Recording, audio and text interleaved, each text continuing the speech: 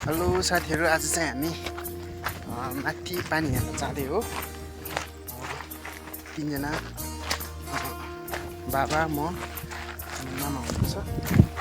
हामी तीनजना चाहिँ माथि पानीको मुहान हेर्न जाँदै। तर यस्तो छ बाटो, अनि हामी चाहिँ परको डाँडामा जान्ला हो। पर त्यो कुहिरो लागिरहेको डाँडामा त्यहाँ पुग्न झन्डै टाइम धेरै लाग्छ।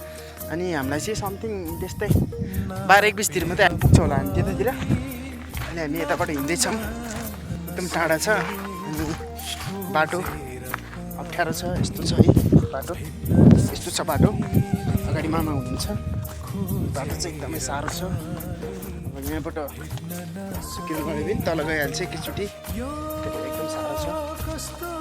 अलिकति जाडो पनि छ है, ठाउँ यस्तो छ है, अलिकति साह्रो छ यहाँको बाटोहरू ठाउँहरू। पानी पनि यहाँ मुहान खोज्न पनि हामी त्यति टाढो जानुपर्छ, एकदमै साह्रो छ। यस्तो छ बाटो है, यहाँको बाटो यस्तो छ।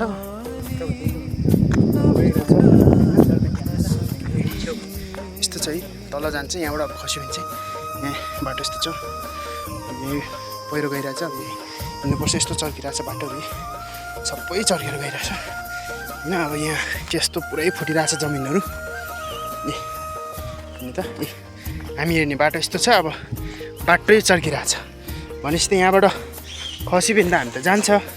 यस्तो छ बाटै, अलिकति अब साह्रै छ क्या। अब यो कुडो पनि त्यस्तै बाटोमा काम यस्तो लागिसक्यो। यहाँ जङ्गलै जङ्गल छ, बाटो पनि यस्तो छ। यस्तो बाटोहरू भएर जानुपर्छ।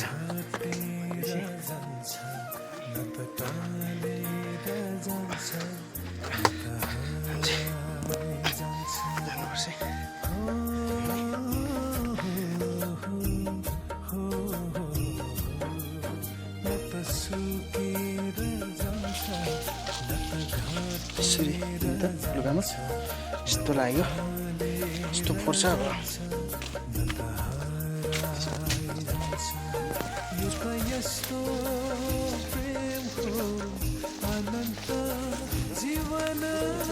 छ है, बाटो लामो छ यहाँ त, पर पुग्नुपर्छ अझै।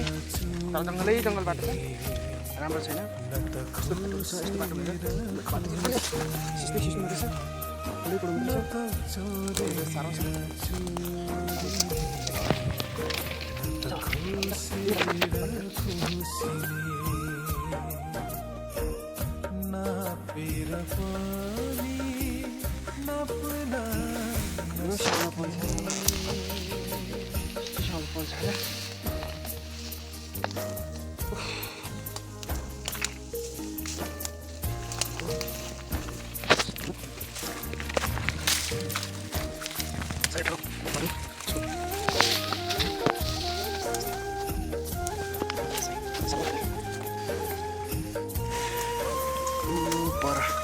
पर अझै पुग्नुपर्छ। यहाँनिर अझै पुगेको छैन,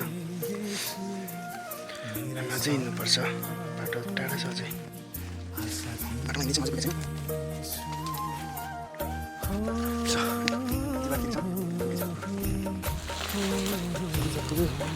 राम्रो छ फुल बाटो खुसियाउनु।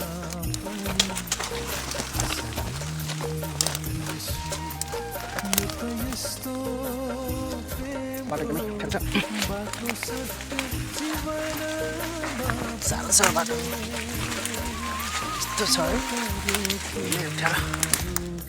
के गर्ने अब, यस्तो छ बाटो।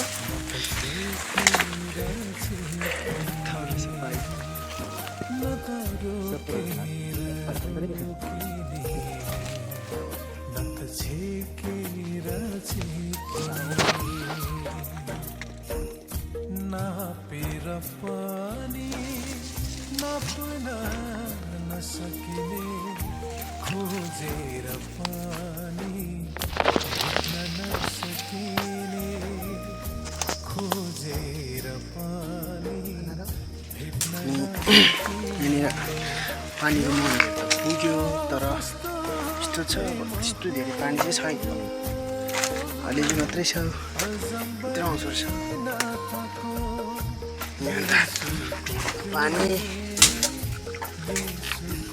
यतिको पानी आउँछ अब यो पानीले चाहिँ हुन्छ कि हुँदैन यी खिच्दो नि मामा यी लियोन्द्र खेद्यो नि यी लियोन्द्र ए यो त रहेछ पानी अब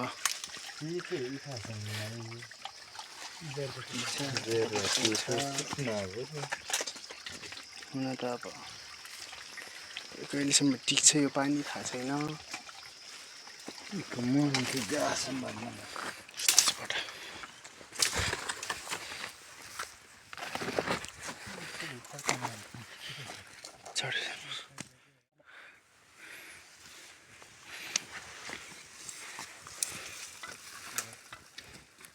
ल्याम्ले नालो दे डाँडा काट्नुपर्छ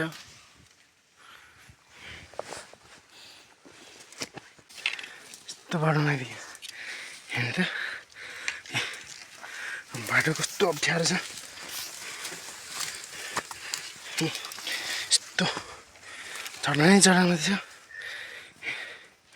ए आम्मामा तलदेखि आएको हामी यस्तो पर आइसक्यो